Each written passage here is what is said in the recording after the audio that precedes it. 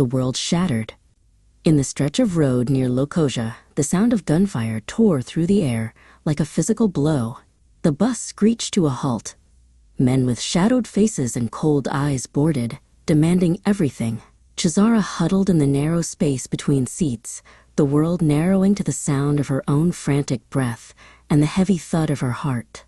For those terrifying hours, her future felt like it was being stripped away alongside her belongings, leaving only a hollow, vibrating fear. When the ordeal finally ended and the bus crawled into Bauchi under a bruised evening sky, Chizara felt like a ghost. The university gates, once a symbol of triumph, now felt like a barrier she wasn't sure she could cross. A girl named Zainab, her assigned roommate, met her at the hostel. Seeing Chizara's trembling hands and empty gaze, Zainab didn't ask questions. She simply took the weight of the trunk from Chizara's hands and led her toward the safety of their room.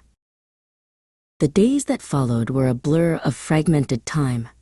The sound of a door slamming or a sudden shout on campus would send Chizara back to that road in Kogi. She sat on her bunk, clutching the akwete cloth her grandmother had given her.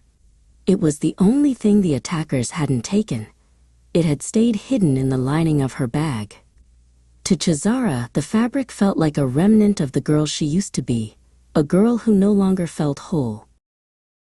Zainab brought a cup of hot zobo tea and sat on the floor beside Chizara's bed. "You are still here, Chizara," Zainab said softly. "The road took your peace for a moment, but it did not take your soul. We will find it again, piece by piece." They sat in the silence of the room, the steam from the tea rising between them. For the first time since the attack, Chizara felt a tiny spark of warmth. A realization that she didn't have to carry the weight of the trauma alone. Chizara finally called her Auntie Amara, who lived back in Enugu. Amara was a woman who had seen many seasons of hardship. "Listen to me, Nay." Amara's voice crackled over the line, steady and fierce. "Resilience is not the absence of fear. It is the decision to keep walking, even when your legs are shaking. You are the daughter of a resilient people. Like the cloth we weave, you can be pulled and stretched, but you are designed not to break." Taking Amara's advice, Chizara began to write. She bought a thick journal and poured the terror, the anger, and the grief onto the pages. She wrote about the dust of Kogi and the shadows of the men, but she also wrote about the kindness of Zainab and the strength of the Igbo women who came before her. As the ink flowed, the hollow feeling began to fill with words. She was reclaiming her narrative, transforming herself from a victim into a survivor. A month later, Chizara walked through the university plaza with Zainab. The Bauchi sun was bright, reflecting off the white buildings. She still felt the echoes of the attack, but they were becoming quieter, like a distant storm passing over the horizon. She realized that healing wasn't about forgetting.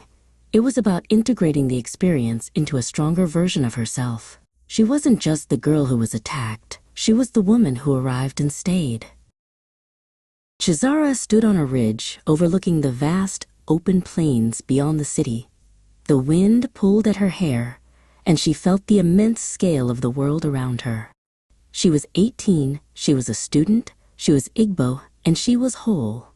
The road from Enugu to Bauchi had been harder than she ever imagined, but she had reached her destination. She looked at the horizon, not with fear of what lay behind, but with the quiet, unshakable power of someone who knew she could survive the journey.